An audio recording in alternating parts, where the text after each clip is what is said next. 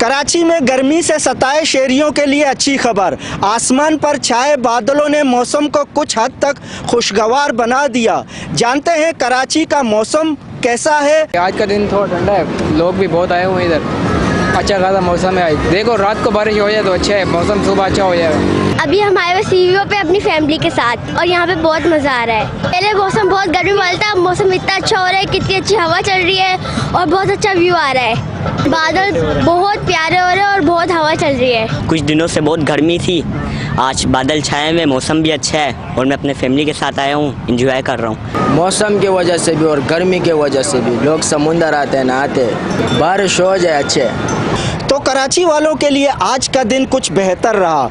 बादलों की छाँव और खुशगवार हवाएं गर्मी के मारे शहरियों के लिए किसी नेमत से कम नहीं। कैमरामैन मुदस्सिर नज़र के साथ हयात बलोच, वश न्यूज़, कराची।